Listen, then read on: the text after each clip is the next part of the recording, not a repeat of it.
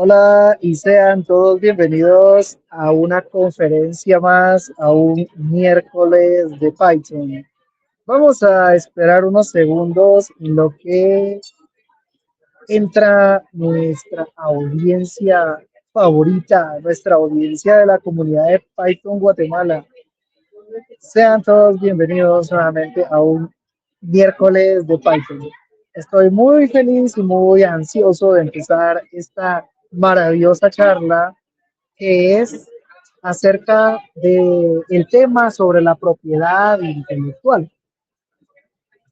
Si nos estás saludando de otro país que no sea Guatemala, si estás fuera de la ciudad de Guatemala, este es el momento para que escribas y nos saludes de algún del lugar, de donde quiera que estés. Igual, si sos de la ciudad de Guatemala, mandanos un saludito por ahí, donde andás, vas en el tráfico, te quedaste atrapado y que tuviste que ir a algún lugar como yo, o estás con tus amigos, estás en el trabajo todavía. ¿Desde dónde nos estás saludando? ¿Desde dónde nos estás saludando? Quisiéramos saber desde dónde nos está saludando nuestra maravillosa audiencia. Eh, Vemos que cada vez más se están uniendo más personas, personas de LinkedIn, personas de Facebook, personas de YouTube. Un cordial saludo a todos los que andan por acá. Eh, Vamos a dar un minuto, unos 30 segunditos más. Vemos que cada vez se están uniendo más personas. Estoy muy feliz de tenerlos a todos por acá. Eh, Tenemos el espacio de comentarios para que nos puedas decir de dónde nos saludas. Si eres estudiante universitario, si eres trabajador, si eres emprendedor. Por ejemplo, yo que soy emprendedor, estoy muy emocionado por este tema. Eh, Te dedicas a la investigación, estás buscando trabajo o algo por el estilo, por favor, coméntanos acá en el espacio de comentarios. En el espacio de comentarios estamos esperando tu participación. Bueno, creo que ya podemos arrancar. El día de hoy tenemos un invitado muy especial. Les voy a comentar sobre nuestro invitado especial. Él es desarrollador de sistemas desde 1982. Ha presenciado los cambios tecnológicos en temas de desarrollo basados en los paradigmas de programación. Él es fundador de AGD Soporte y Sistemas. Es una empresa de servicios tecnológicos orientados a la automatización de procesos con orientación a la seguridad de información utilizando microservicios con Docker y Python. Y le agrego algo más, una persona muy querida en la comunidad de Python Guatemala, un gran amigo que lo respetamos y lo apreciamos mucho. Él es Antonio García. Antonio, te voy a subir al escenario. Antonio, ¿cómo estás? Bienvenido. Buenas tardes, Ariel. Eh, no sé qué decir con esa presentación porque la verdad es algo que no me esperaba. Agradezco mucho esas palabras, de verdad. Es algo que, pues, gracias a un recorrido y que el hacedor, el creador, me está dando la oportunidad de poder estar todavía en estos rumbos, pues he tenido la oportunidad de poder adquirir esa experiencia que tanto dijiste.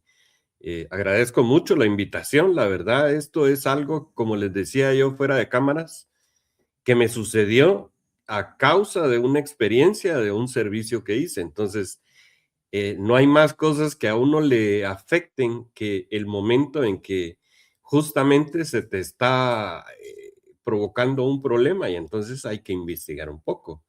Debo decir que no soy abogado, yo no soy letrado. Me hubiera gustado serlo en algún momento, pero no soy abogado. Antonio, inclusive si fueras abogado o una persona que se dedica a las leyes, esto es un tema totalmente nuevo. O sea, Sí, todas las personas que, por ejemplo, los psicólogos, los emprendedores, los administradores, cualquier persona que entre al mundo de la inteligencia artificial prácticamente es aprender todo desde cero. ¿Qué opinas, Antonio? Sí, eso es correcto. Y principalmente porque hay muchas cosas que la gente normal, vamos a decir, no los que nos dedicamos al tema de la tecnología, desconoce mucho. Y es que piensan que hablar con la inteligencia artificial, primero hay que sacar una maestría, después hay que sacar un doctorado. Y no es así, es simplemente poderle expresar con palabras lo que la persona necesita con detalles. Si es capaz la persona de poder hacer eso, está interactuando directamente con la inteligencia artificial.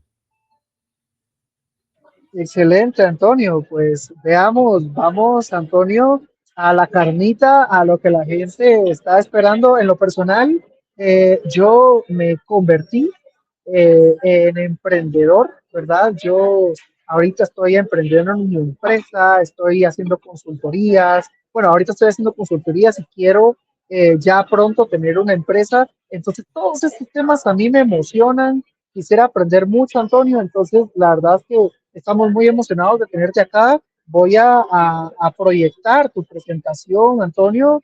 Y por favor, Antonio, bienvenido con tu tema. El escenario es todo tuyo. Aquí estaré viéndote. Gracias, muy amable. Bueno, pues muchas gracias a todos los que nos visitan. Este es un tema muy complicado, principalmente porque está un poquito fuera del control de la legislación guatemalteca. Y no quisiera decir solo guatemalteca, sino en muchos países también hay muchas falencias al respecto de lo que es los derechos de autor y la propiedad intelectual. En Guatemala existe una ley que se llama Ley de Derechos de Autor y Derechos Conexos, que está en el decreto 3398, y es allí donde se determina cuáles son las características esenciales de la propiedad intelectual. Tuvieron que hacer, imagino yo, tuvieron que hacer unos ajustes porque la ley habla específicamente de obras literarias, y cuando se refiere a obras literarias también habla, por ejemplo, de música, de escultura, de obras escritas, incluso personas que se dedican al baile. Y hasta ahora han tenido en cuenta la relación que existe en el derecho de la persona que se dedica al desarrollo y que con sus ideas también hace arte. Como digo yo, la informática para mí es arte, y la persona que hace un programa o hace una presentación o hace una página web, hace arte.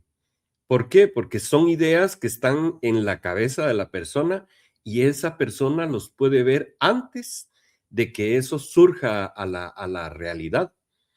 Entonces vamos a entrar en materia, principalmente las 4 o 5 slides que vamos a ver al principio son simplemente un recorrido de qué es lo que integra la ley y cómo es que nosotros podemos aprovechar esa ley como desarrolladores, ya sea en el mundo de servicios profesionales como independiente o servicios contratados a través de una empresa que nos tiene en forma de dependencia. Voy a empezar con el artículo 5 del decreto 3398, donde dice que el autor es la persona física que realiza la creación intelectual y que solamente las personas naturales pueden ser autoras de una obra. Esto significa que si yo tengo una sociedad anónima, no es factible que esa sociedad anónima aparezca como propietario de los derechos de autor. Vamos a ver más adelante cómo es que sí se puede hacer. Sin embargo, no puede aparecer como tal, sino simplemente como una persona como una entidad que simplemente recibe los derechos de comercialización. Por favor, la siguiente. Antonio, ahí me surge una duda. Capaz si me estoy adelantando, Antonio, A no ver, quisiera ser sí, un poquito ansioso, pero ahí dice, autor es la persona física que realiza la creación intelectual. Entonces, ajá. primero de entrada descartamos la inteligencia artificial, porque la inteligencia artificial podrá crear cosas, pero no es una persona física, según el artículo 5, ¿verdad? Así Pero, es, así es. pero, ahí estoy viendo que, eh, imagínate, Antonio, de que hay un proyecto y lo creamos entre tú y yo. Ajá. ¿Quién sería el autor? O lo creamos entre tres, cuatro personas. ¿Cómo tú manejarías esa situación según el artículo 5? Porque somos cuatro personas, entonces no sé si me estoy adelantando, Antonio, ¿vas a explicar eso más adelante Exactamente, sí o aquí en el lo voy a artículo explicar. 5? Ya. Lo voy a explicar más adelante porque también está Ah, no, recogido dentro de la ley el hecho de que se haga un registro en comunidad. Eso es colaborativo, es un registro colaborativo. Y ahí claro, todos tienen el mismo derecho. buenísimo. Ah, listo, entonces dejo mi emoción a un lado, Antonio, y te paso a la siguiente slide. Adelante, mi amigo. Vamos. Ok, en el tema de los derechos generales y sujetos de derecho, vamos a utilizar dos elementos que son muy importantes. Uno es la titularidad, donde la ley reconoce al autor como titular originario de los derechos. Y la otra es la pluralidad, perdón, pero es que a veces se me lengua la traba, de los autores. Y esto define las reglas de la obra en colaboración, como preguntaba Ariel. Vamos a ver más adelante ahora cómo vamos a poder hacer individual o en colaboración o perdemos también los derechos de propiedad intelectual. La siguiente, por favor. Ok, los derechos de propiedad intelectual se dividen en varias etapas. La primera son los derechos morales, que son inalienables. Esto significa que los derechos morales están basados específicamente con la idea que se surge o que surge de la persona que la emite o que la produce. Una de ellas se llama paternidad, que es el derecho reconocido como autor. Si a mí se me ocurrió una función, por ejemplo, en el desarrollo, esa función, si no la tiene en ningún lugar nadie, es una idea mía, por mucho que sea multiplicar 2 por 1 o sumar 3 más 4, si esa función la hice yo con mis ideas, con mi estructura, con mi capacidad, yo tengo el derecho de paternidad, o sea, esa función es como parte de mí, es como si fuera una hija. Y el tema de la divulgación, donde la persona debe permitir o no permitir la divulgación pública de lo que es el derecho intelectual. ¿Seguimos? Ok, ahora vienen los derechos patrimoniales y esto a lo mejor le interesa a muchas personas, que es la parte donde yo voy a explotar económicamente las ideas que yo plasmé en una aplicación, donde, por ejemplo, yo pudiera hacer una aplicación que se dedique a una agenda telefónica, por ejemplo. Y entonces yo le pongo mis colores, yo le pongo mis ideas y eso significa que yo la voy a poder comercializar.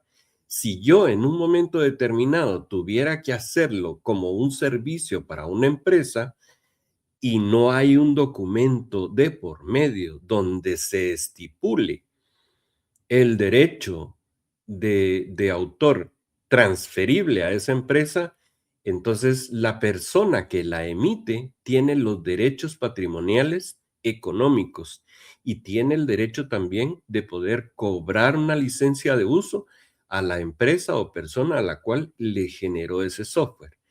Seguimos adelante, por favor. Antonio, ese, Sí. ese tema, como tú dices, pues está súper interesante. Eh, ¿Cómo, esto me interesa mucho porque, por ejemplo, si estamos en una relación laboral, Ujú. eh, ¿siempre el empleador se queda con los derechos económicos o puede cambiarse por contrato? Entiéndase, eh, ¿cómo manejamos eso ahí? Si a mí una empresa me paga por el desarrollo del software, puede ser obvio, ¿verdad, Antonio? Pero quisiera es saber si eso se puede cambiar o si la empresa me paga a mí, automáticamente los derechos de autor son para la empresa o hay como un vacío legal que podemos utilizar y decir, no, esto es mío. ¿Cómo No, lo ves, Antonio?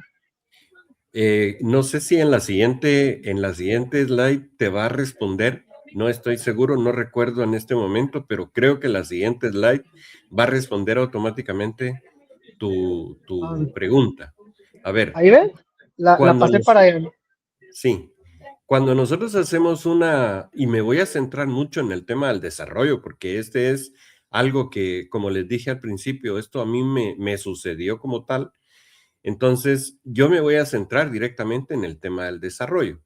Las normativas que se encuentran dentro de lo que son la ley que recoge el, el, el decreto 3398 están en limitaciones y en excepciones. Esto es una regla que sucede a nivel mundial y está escrito en cualquier país como derechos de autor.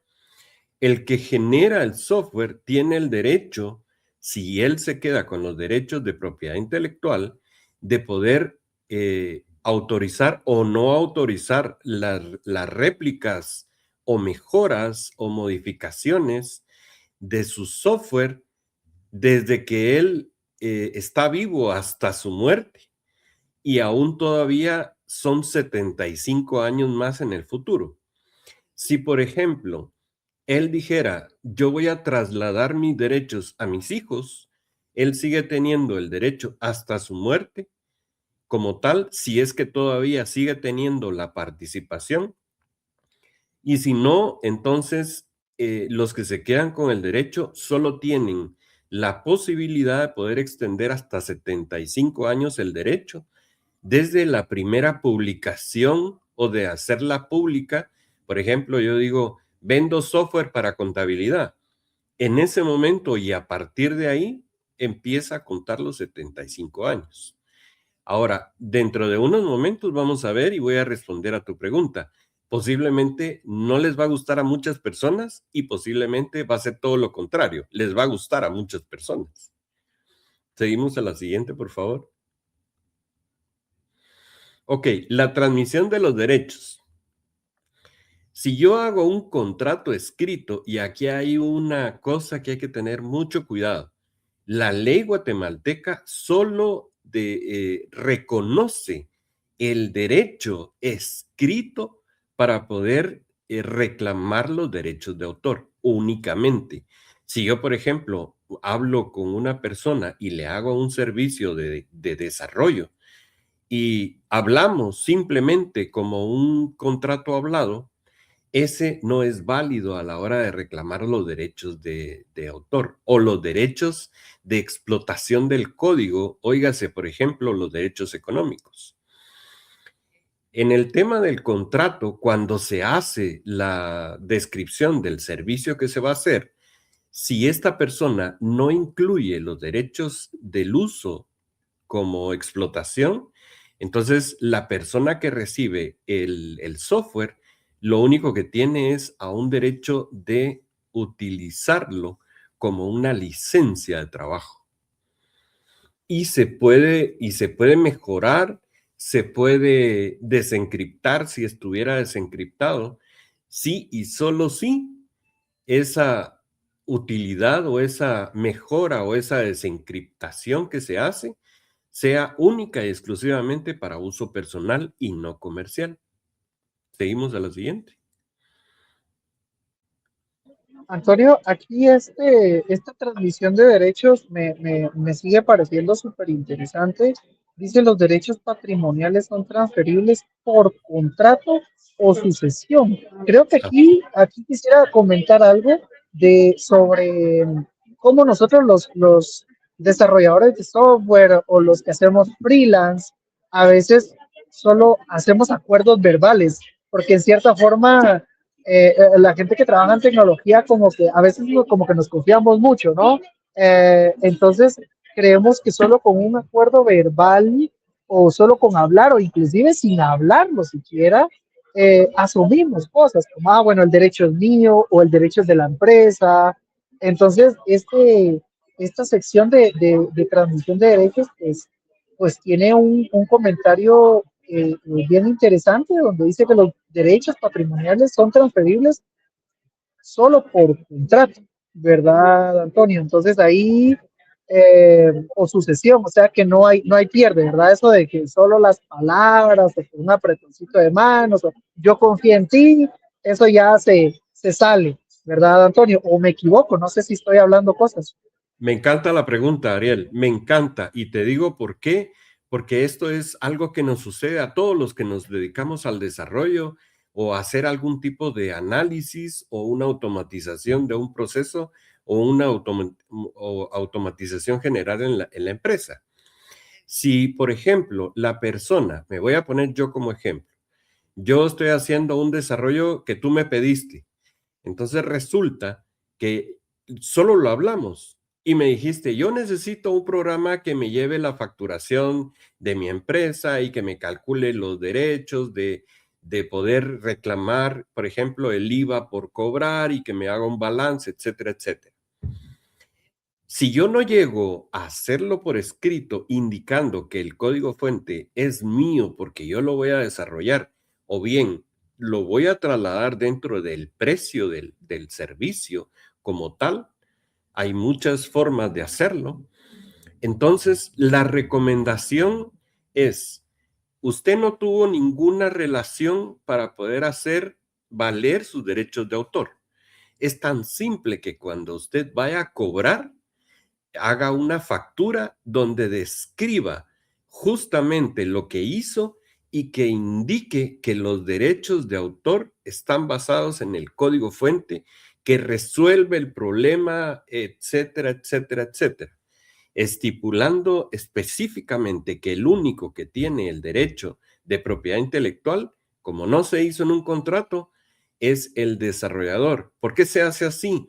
Porque cuando haya una demanda, por ejemplo, si yo recibo una demanda por parte de mi contratista, entonces lo que va a suceder es que yo voy a presentar pruebas y esas pruebas siempre van a estar a favor del desarrollador.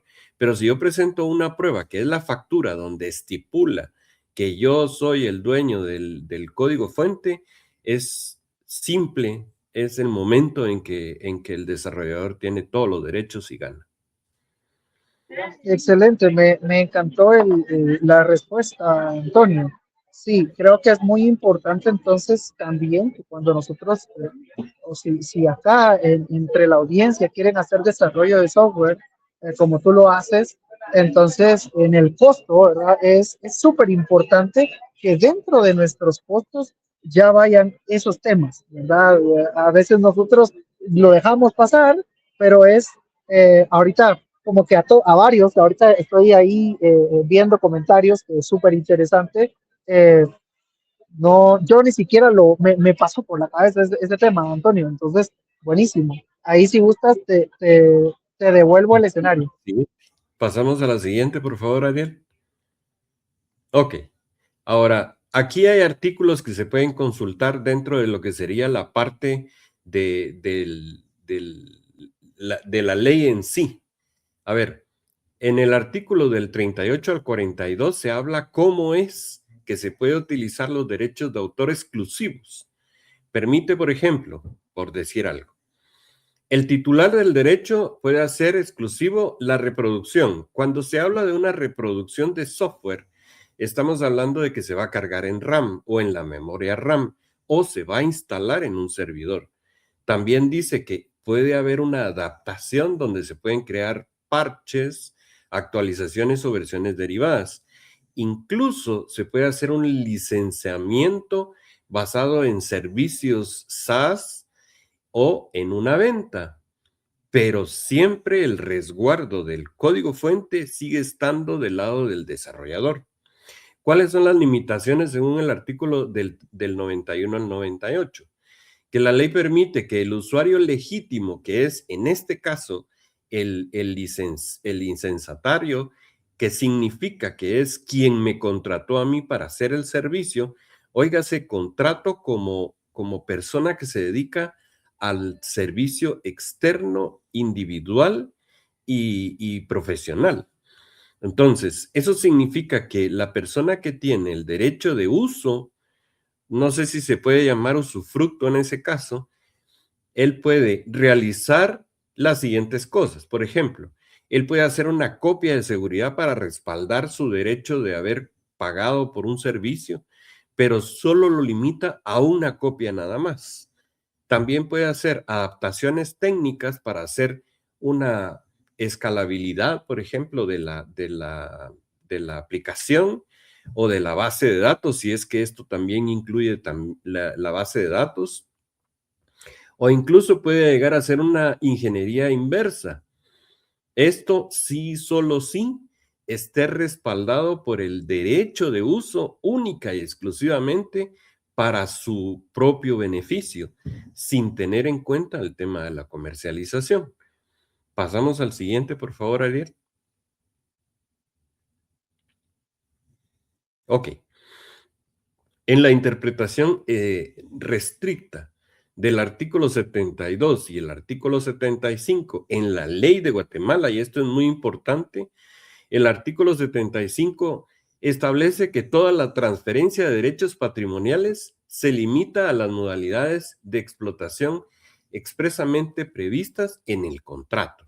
Si yo soy una persona, y aquí hay algo que posiblemente ya se está preguntando mucha gente, resulta que yo como programador he ido manejando una serie de un pseudo framework.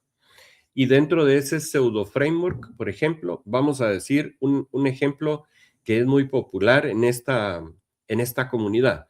Django, por ejemplo. Django es un framework basado en Python y él tiene una cantidad grande de librerías, pero no todas esas librerías van a solventar las necesidades de mi desarrollo. Entonces, conforme va pasando el tiempo, yo voy creando funciones que me permiten ser más ágiles al momento de hacer el desarrollo de las aplicaciones. Pero esas librerías son mías propias, son de mis propios recursos, mis propias ideas, de la experiencia que me ha sucedido en tantas aplicaciones que he desarrollado.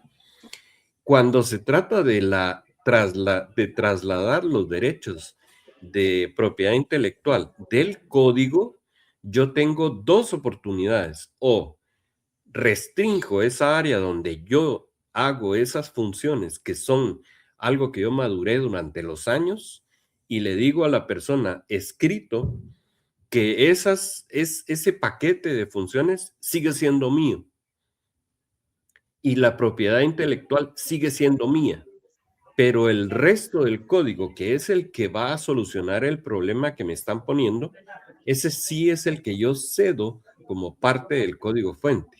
Entonces, aquí hay Ahí, una complejidad. Sí, Antonio, ahí me causa, no, me pica la boca por preguntarte, Antonio, a ver, porque eso está súper interesante.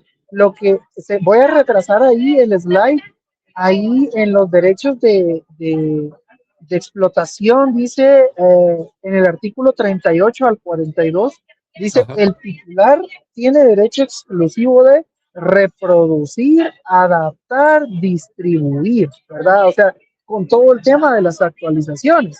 A así veces es.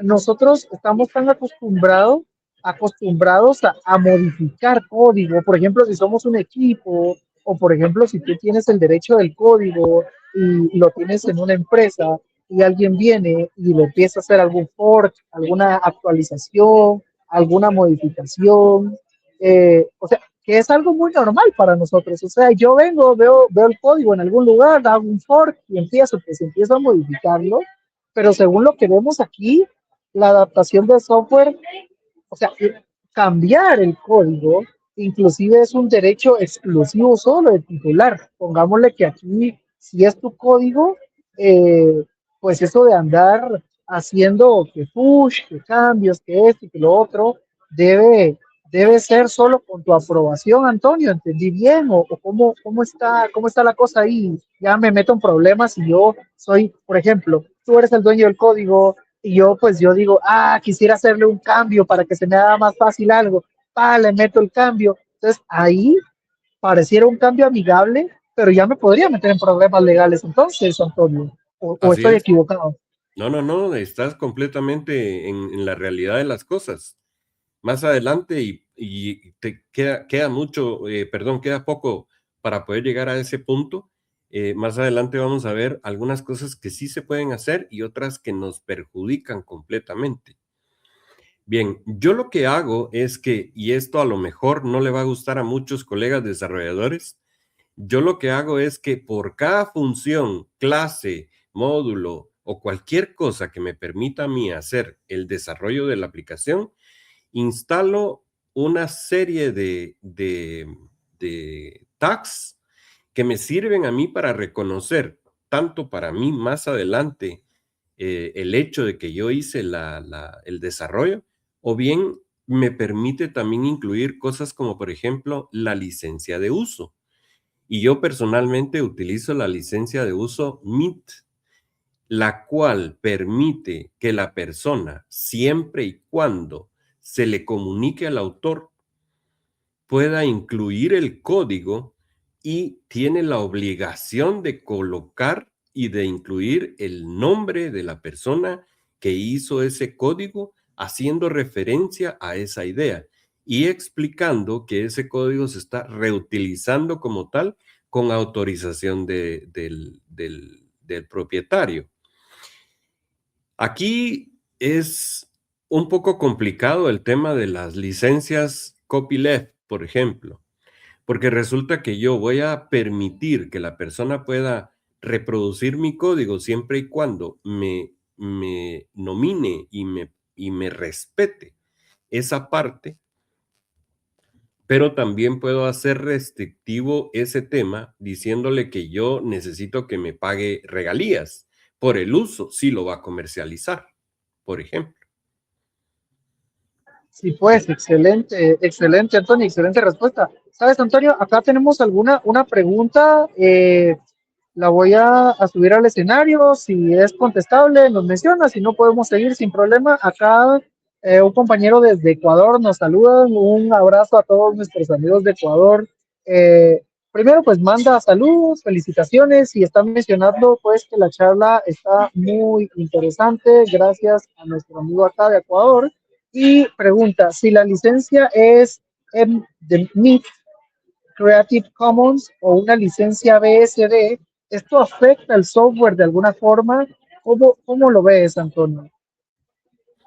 Las licencias que se usan, y yo uso, como dije, la licencia MIT, es para describir primeramente las ideas y basarlas en una formalidad, voy a decir, en donde yo soy el autor de esa función, de esa clase o de ese módulo, y yo tengo que ser nominado dentro de esa área utilizando la licencia MIT. Ahora, me ha sucedido, y eso ya lo vi yo en un cliente que tuve, agarra el código y empieza a borrar todas esas tags que yo le pongo al código fuente y lo deja en limpio, como si yo no hubiera podido hacer ningún tipo de registro, digamos, huella que haya dejado dentro de lo que es mi código. Sin embargo, si yo me encuentro con esa situación, yo podría reclamarle no solo los derechos de autor, sino ya empezamos con una situación puramente con responsabilidades civiles. Yo lo puedo demandar. ¿Por qué? Porque él está plagiando desde el punto de vista de que primero está borrando todo mi trabajo, todas mis referencias y está plagiando todo el código que yo generé con mis ideas.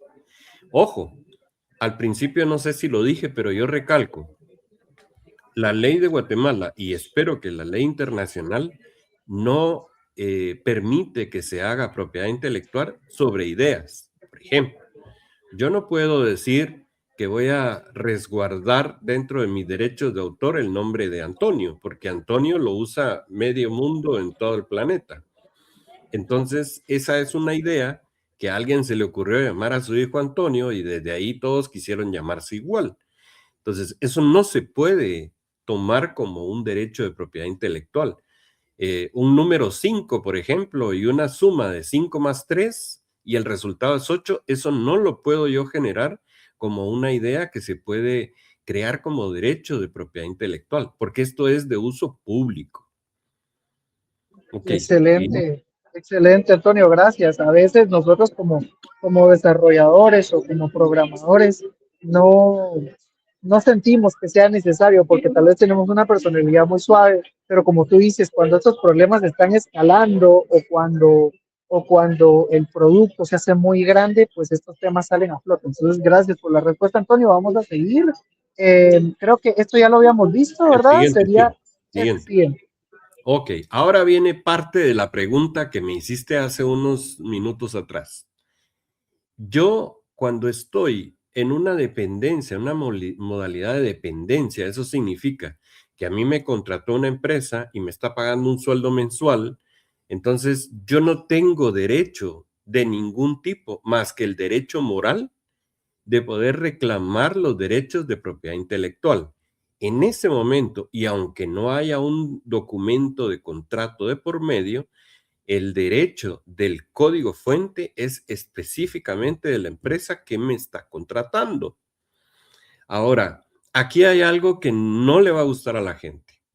Por ejemplo, si yo utilizo los recursos de inteligencia artificial para desarrollar, entonces aquí se complica la situación, porque a mí me contrataron para trabajar como dependiente y estoy utilizando la inteligencia artificial para desarrollar el software. Tenemos que saber primero que la inteligencia artificial está escrita para no decir yo no sé la respuesta. Ella se la inventa y ahí hemos tenido un montón de desacuerdos con el tema del desarrollo de la inteligencia artificial. Sin embargo, si la inteligencia artificial nos diera un código funcional, es posible que ese código forme parte de una propiedad intelectual ya registrada, porque la inteligencia artificial no va a respetar ese tema. Ella no va a decir, este tiene registro de código de propiedad intelectual, entonces paso al siguiente. No, ella va a tomar la porción de código y la va a implementar como parte de su respuesta. Ahora, en esta modalidad, si yo soy desarrollador utilizando la inteligencia artificial, lo que va a suceder es que si yo eh, en este caso, estoy trabajando por dependencia y Ariel es el dueño del código que me proporcionó la inteligencia artificial y Ariel se da cuenta, entonces él tiene el derecho de pedir responsabilidades a la persona, perdón, al software.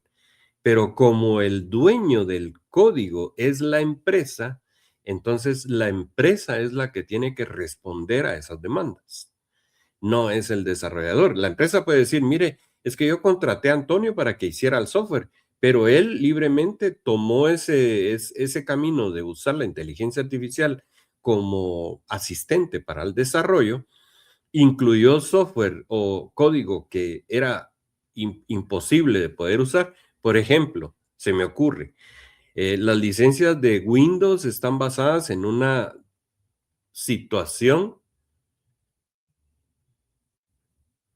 Perdón, es que creo que tembló. Está en una situación en la cual resulta que primero la inteligencia artificial no sabe que es dueño. Ahora, imagínense que va y consulta una porción de software de Windows, del sistema operativo, y me lo trae y me lo pone como parte de la respuesta. Si ellos tienen específicamente seguimiento sobre ese software y encuentran que mi software utiliza parte de ese código, inmediatamente ellos van a pedir responsabilidades. Pero yo, como trabajador, no las voy a tener. Va a tener que responder la empresa a la cual me contrató. Seguimos a la siguiente. Ok.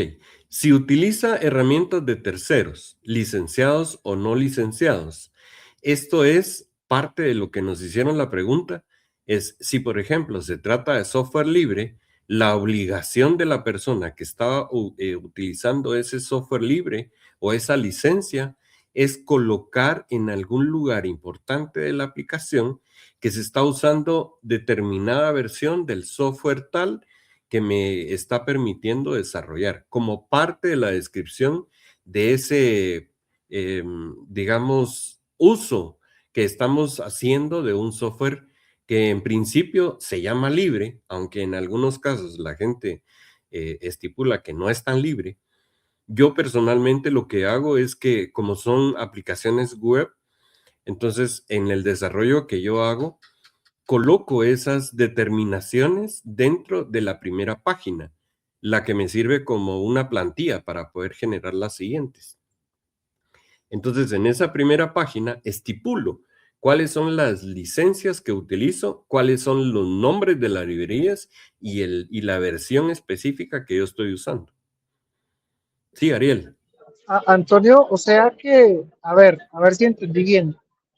O sea que si la inteligencia artificial me genera un código automáticamente que yo ya uso en mis productos, ese código entonces puede no tener derechos de autor. O sea, Pues, como perdemos el derecho de pedir el derecho prácticamente, ¿verdad, así Antonio? es, ¿Entendí bien, así no? es, Ok, es correcto. mira. Y hay un punto más que quiero aclarar ahí, y es que si la inteligencia artificial me está ayudando a desarrollar mi aplicación, es parcial o es total, entonces, y se determina que ese software fue generado por la inteligencia artificial, inmediatamente ese código se vuelve público.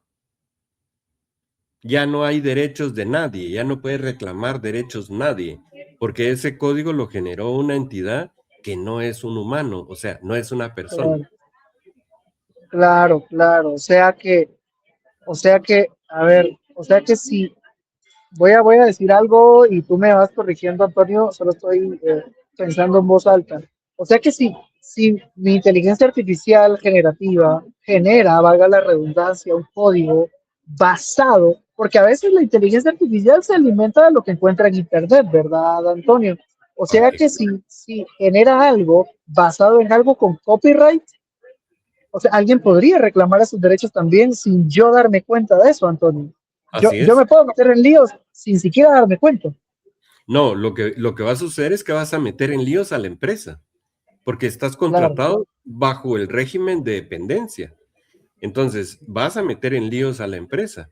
Y aquí, ojo, para las empresas que contratan desarrolladores, porque hay que estar seguros de lo que están haciendo y tener una supervisión específica de que ese código no los va a meter en líos. ¿Cuál es la posibilidad de que alguien se dé cuenta de que una aplicación que se está usando forma parte de un código que es propiedad intelectual? Es muy baja la posibilidad, pero no es imposible. claro, claro, no es En la, imposible. ajá, en la otra versión es, ya no soy una persona que está bajo un régimen de dependencia, sino que soy una persona que trabaja por cuenta propia y lo que hace es un desarrollo en forma de independiente.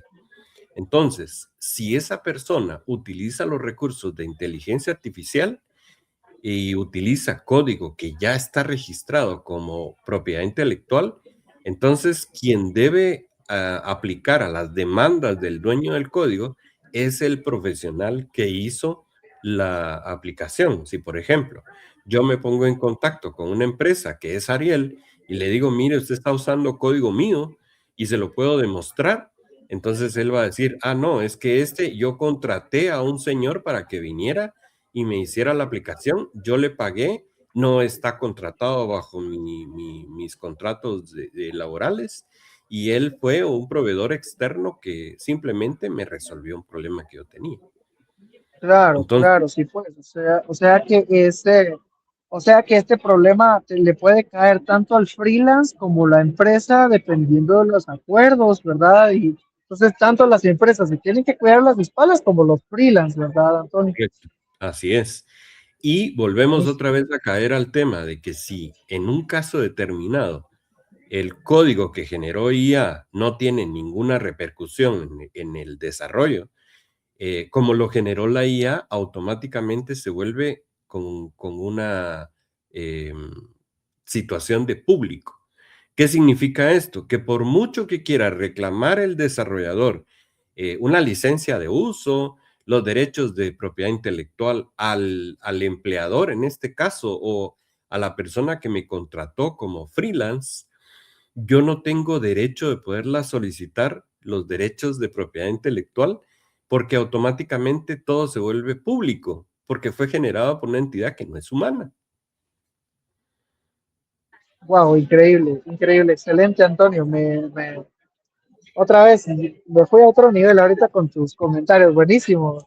Te devuelvo al escenario, Antonio, por favor, puedes seguir. Ok, ¿cómo entender el trabajo de un desarrollador? Óigase desarrollador porque estamos hablando de una persona humana y física, no de una empresa que se dedica al desarrollo.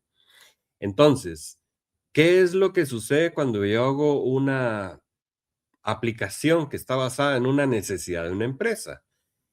La empresa tiene la mitad de las cosas que yo voy a hacer dentro de lo que es la solución. Por ejemplo, yo no puedo decir que el algoritmo es mío si es que está basado en una situación en la cual yo estoy viendo la lógica del negocio de la empresa.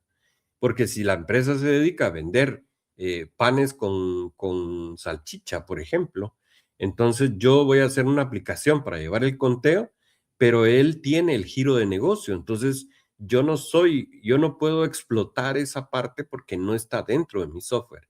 Sin embargo, lo que sí puedo hacer es exigir derechos de autor como código fuente, por ejemplo. Si yo hubiera hecho el código, si yo hago APIs para conectar otros servicios, otras bases de datos o incluso otras aplicaciones, también puedo reclamar derechos sobre esas APIs. También puedo reclamar derechos sobre interfaces de usuario, frontend, por ejemplo, si es que yo las hice. O bien, imaginemos que yo hice todo el entorno de la solución. Inicié con un DERCAS. El DERCAS son ideas, pero también puedo reclamar por esas ideas, aunque no son legalmente utilizables para hacer un registro de propiedad intelectual, pero ese DERCAS tiene mi solución bajo mi experiencia y mis ideas, y eso se llama el derecho moral. Si yo, por ejemplo, hice la estructura de la base de datos para poder generar la aplicación, también tengo derecho para reclamar ese DER, por ejemplo, esa estructura de entidad-relación para poder determinar que esa base de datos o bases de datos fueron específicamente construidas para la solución del software o la necesidad del contratista. Claro, Antonio, entonces, em, a ver si entendí bien, estoy tratando de entender porque me está interesando mucho el tema. Y es que, a ver, o sea que la idea puede que no sea mía, pero lo que realmente sí es mío es cómo convierto esa idea en código. Porque, por ejemplo, somos dos desarrolladores, ¿verdad? Y la empresa da la idea y es como, miren, yo quiero esto. Los dos hacemos lo mismo, ¿verdad? Completamos la solución, pero lo hacemos de una forma distinta. O sea que ahí no hay problema porque cada quien llegó a la misma solución a través de la idea, pero lo que se va a adueñar uno es del código, ¿verdad, Antonio? No sé si lo entendí bien, Antonio, o no. Sí, es correcto. Y aquí me gustaría poder aplicar la respuesta en una de las preguntas que me hiciste al principio. Digamos que hay varias personas que van a intervenir dentro de un proyecto. Y voy a poner un ejemplo fácil que nos sucede a todos. Por ejemplo, hay una persona que se dedica a hacer la estructura de la base de datos.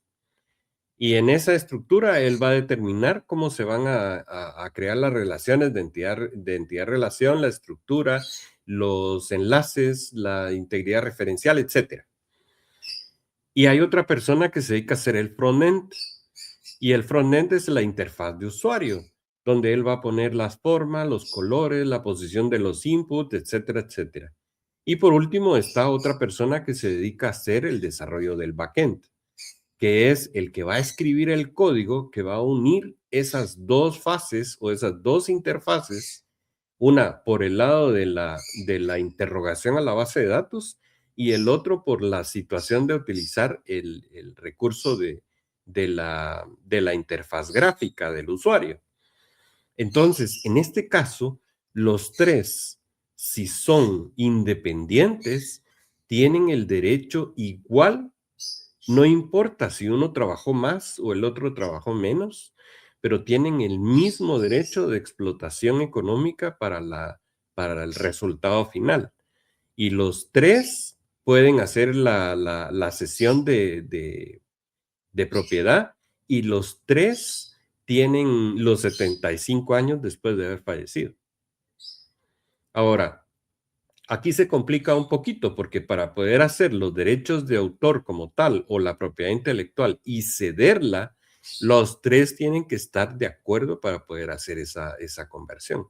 Porque si uno de ellos no lo está, es como, por ejemplo, cuando se hacen las herencias a hijos de parte de los padres, si uno de los hermanos no está de acuerdo en vender la propiedad, si se trata de una propiedad, entonces hay dos opciones. O le pagamos al resto menos a él y le respetamos su derecho de terreno, o no se hace la transacción y punto, porque más adelante pueden haber complicaciones. Buenísimo, Antonio, gracias.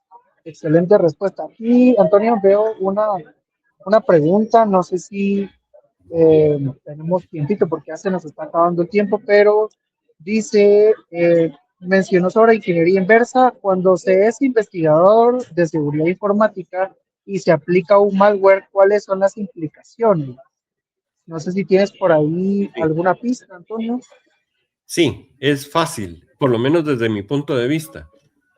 Imagínate que yo voy a hacer un malware, no voy a ir a pedir derechos de autor por el malware. Eso es imposible, no lo voy a hacer, porque ya de entrada estoy publicando mi código y eso no es así. Entonces, yo pensaría que esto no aplica. O sea, se puede hacer como ingeniería inversa, se puede hacer para poder hacer algún tipo de encontrar una vacuna o un escudo. De hecho, incluso se me ocurre que puede ser informática forense, porque también hay parte de ese trabajo que hacemos algunos en el tema de la informática y es poder recuperar información de dispositivos que a lo mejor fueron borrados, entre comillas, y que se puede recuperar esa información de un teléfono, de un disco duro, perdón, o de un dispositivo cualquiera donde yo puedo volver a traer esa información y muchas veces en este caso son usadas en un juicio o como testimonio de un algo en un juicio. Entonces, para Excelente. responder a nuestro amigo, yo pienso, desde mi punto de vista, no es que yo lo vaya a ver en tema de ley, como dije, no soy abogado, pero creo que no es válido ese tema. O sea, hacer ingeniería inversa de un virus para poder crear un antivirus. Yo como hacker no me voy a poner a registrar mis librerías de hacker, no lo voy a hacer. Totalmente, totalmente. Gracias, Antonio. Excelente respuesta. Antonio, voy a devolverte ahí otra vez tu slide. Solo quisiera saber, ahí está, ya vi. Entonces, te devuelvo entonces el protagonismo, Antonio. Ok, ya habíamos hablado de qué es lo que me compete a mí como derechos de autor y digamos que todo está del lado mío y entonces si yo soy una persona que va a hacerlo todo desde cero, lo que va a suceder es que yo voy a tener la posibilidad de poder reclamar por cada una de esas etapas. Por ejemplo, los artículos del 15 al 33 me respalda a mí como generador de esas ideas, óigase, esas ideas que sirvieron para ser plasmadas, ya sea en un código fuente o en microservicios, utilizando Docker, por ejemplo, por poner un nombre, o bien un esquema de base de datos donde yo voy a determinar cuáles son las relaciones, cuáles son la integridad referencial, cuáles son los nombres de las tablas, de los campos, etcétera, o bien el análisis y documentación del software que yo estoy generando, óigase un DERCAS o un diagrama no sé, de un esquema de trabajo, por ejemplo, para poder determinar cuáles son el flujograma de una aplicación. Y por último, el tema de la seguridad, que también tendría como script accesos de seguridad, como por ejemplo claves de acceso, encriptaciones, temas de seguridad para que no sean hackeables, entre comillas, porque nada es seguro en informática y menos en Internet. Y todo esto puede ser parte de los derechos que yo puedo reclamar como tal para mi registro de propiedad intelectual. Óigase, por ejemplo, y esto creo que no lo dije, pero óigase que la propiedad intelectual no es el hecho de que yo hice mi programa y agarro y me voy corriendo a la entidad de registro y le digo, mire, regístreme esto, porque eso no funciona de esa manera. Esto funciona, como les dije al principio, utilizando tags, poniendo recomendaciones dentro de los mismos programas. Como dije, muchos desarrolladores no hacen eso y es la documentación interna del programa donde cada desarrollador estipula qué es lo que hace una clase, una función, un método, una propiedad, etcétera. Pasamos a la siguiente, Ariel, por favor. Ok. Con esto y todo lo que hemos hablado, todo lo que les he expuesto durante estos minutos, pongo a disponibilidad de todos la dirección de donde tomé yo la documentación, de la información de la cual les estoy resumiendo y pues agradezco mucho sus preguntas si aún todavía las tienen y la atención que prestaron a esta pequeña charla. Excelente, Antonio. Creo que fue una charla muy enriquecedora. En lo personal, yo en mis costos no consideraba el tema de los derechos de autor o propiedad intelectual, o tampoco me imaginaba si esto en algún momento me podría traer problemas. Entonces creo que Claro. es súper importante haberlo tomado pues como tema en la comunidad de Python. Entonces aquí les animamos a las personas que quieran hacer sus preguntas que las puedan mandar, algún comentario, si le quieren mandar saludos a Antonio, algún tema para la próxima charla de nuestra comunidad de Python Guatemala, también son totalmente bienvenidos. Acá tenemos una pregunta, dice Antonio, acá la tengo, dice, ¿qué sucede con los programas que eran software libre, open source y se convierten en privativo? ¿Cómo ves ese comentario, Antonio? ¿Cómo lo consideras? Ok, esto es algo normal. Mucha gente que desarrolla software y me he encontrado, por ejemplo, con plugins que pueden ser usados en algunos CMS, por ejemplo, Joomla, donde antes se podía usar el plugin sin ningún costo y ahora para poder usarlo hay que pagar por el derecho, que normalmente el derecho no es que sea por un uso o un usufructo mensual, anual o lo que sea, sino que es simplemente una cantidad que se requiere para poder seguir adelante con el proyecto, porque mucha gente que hace software libre no tiene los recursos necesarios para darle vida a ese proyecto. Entonces resulta que lo único que pide el autor es un apoyo económico para poder seguir con el proceso. Si yo estoy usando software libre, como dije al principio, es importante que yo en algún lugar de mi aplicación indique que estoy usando, por ejemplo, Django. Estoy usando Django y acoplando a Django estoy utilizando una librería cualquiera que sea, por ejemplo, no sé, Pillow, por ejemplo, por decir algo. Entonces, yo estoy obligado a poder incluir dentro de mi descripción de la aplicación que yo estoy usando Django como software libre porque ellos tienen su licencia de copyleft y de la misma manera el tema de la mención de la librería de Pillow para poder trabajar correctamente. ¿Qué es lo que estoy haciendo? Primero me estoy respaldando en el trabajo de alguien que lo hizo sin ninguna intención de explotación económica. Y segundo, le estoy dando su derecho de autor como parte del código que a mí me está sirviendo para hacer la explotación, por ejemplo, de un servicio de desarrollo. Entonces, aquí es un gana-gana. Yo lo incluyo dentro de mi software como tal, pero no le estoy pagando a él porque él no me está reclamando. Lo único que me está diciendo es, yo le regalo mi software, pero inclúyame como parte de sus referencias, por ejemplo. Entonces, Excelente, excelente, gracias Antonio. La verdad es de que nuevamente un gustazo, Antonio. Vamos a irnos despidiendo porque ya cumplimos la hora de transmisión, ok, pero nuevamente la comunidad de Python Guatemala, Antonio, te da las gracias, te mandamos un fraternal abrazo, siempre eres bienvenido para alguna conferencia o charla que nos quieras dar. Acá hay pues varios comentarios, ahí tenemos las redes sociales de la comunidad de Python para que puedan hacer llegar sus preguntas. Si ustedes tienen alguna charla que quisieran escuchar en un próximo miércoles de Python, si quisieran juntarse con nosotros, con Antonio, en alguna cafetería, para un Python After Office, si tienen algún lugar de sugerencia para que hagamos una charla presencial.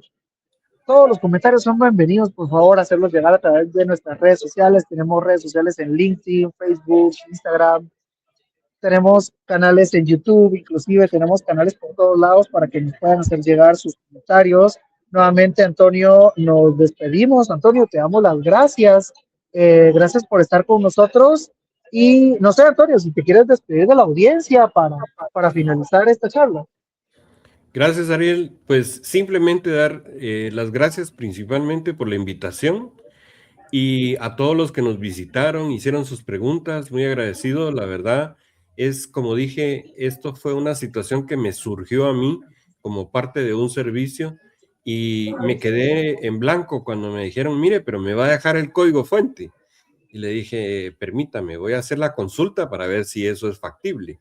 Porque uno, como dijiste al principio, Ariel, uno cree que dentro del servicio que está prestando incluye también todo eso. Y no es así. Hay derechos. Entonces, muy agradecido, estoy a las órdenes. Sí me gustaría poder tener la oportunidad de conocer más de cerca a las personas que nos visitaron, no los que están internacionalmente fuera de nuestras fronteras, por ejemplo, porque va a ser imposible, pero sí que tuviéramos una charla, una reunión así de amigos para poder contarnos cosas en relación a temas como este, que mucha gente desconoce, la verdad. Listo, Antonio, gracias por esas palabras tan maravillosas. Ahí te están mandando saludos, agradeciéndote por la charla. Mi total agradecimiento también.